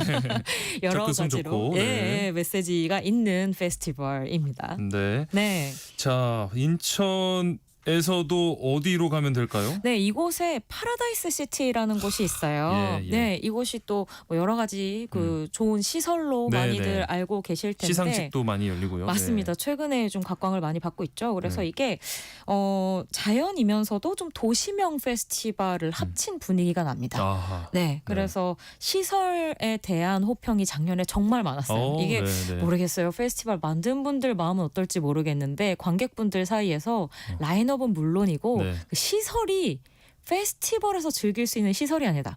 특히 그 화장실 같은 것이 아이고, 맞아. 야외 페스티벌 가면 이동식이고 해서 그렇죠. 다들 불편을 많이 겪으시는데 여기는 그 파라다이스 시티 안에 있는 그 시설들을 다 이용할 수가 있었어요. 와. 그래서 거의 뭐 럭셔리 많은 그러네요. 분들이 일반 페스티벌과는 또 다른 느낌으로 흥미롭게 즐길 수 있는 곳이었습니다. 네. 지난해에 이어서 올해도 다양한 국가 아티스트들이 참여하고요. 뭐 일본 그리고 인도네시아, 중국 등등 우리가 모르고 있지만 이미 세계적으로 이름을 알리고 있는 네. 다양한 아티스트들이 찾습니다. 특히 올해는 일요일에 힙합 아티스트들을 쭉 모은 실내 스테이지가 하나 재밌게 오. 만들어질 예정이라고 해서 힙합, 예. 네, 이곳에서도 관심이 많이 모아지고 있는데요. 네. 그 라인업 가운데에서 이 또 아시안 팝이라는 커다란 주제를 좀 아우르는 듯한 곡이 뭐가 있을까 생각하다가 네. 아라유미라고 하는 일본 아티스트의 봄이여 오라라는 곡을 샘플링해서 만든 MC 스나이퍼의 노래를 준비했습니다. 네. 봄이여 오라 함께 해보시죠. 예, 유리가 피처링한 MC 스나이퍼의 봄이여 오라 함께 들어볼게요. 유리가 피처링한 MC 스나이퍼의 봄이여 오라 함께 듣고 왔는데요. 네. 문자로 엄다리님께서 네. 와 우리 세대 노래다 음량 크게 틀고 듣고 있습니다 하시고 네. 송성희님도 와 이 유물 같은 노래를 여기서 듣다니 그십니다 하면서 네. 그 시절 감성 떠올라서 플레이리스트에 넣어둬야겠다고 또 해주셨어요. 맞아. 요즘 들으면 또 좋은 곡이고 네. 이런 아티스트들 아직도 페스티벌에서 그러니까요. 열심히 활동하고 있거든요. 네. 가면 이제 또 하나, 둘, 네. 셋 이런 거 하면서 즐겁게 즐기실 수 있지 않을까 싶습니다. 맞습니다. 이런 네. 노래 들으면 더 흥이 나실 분들 네. 페스티벌 함께 하시면 좋을 것 같고요. 네. 자 마지막으로 소개해 주실 페스티벌 네. 우리가 많이 아는 걸까요?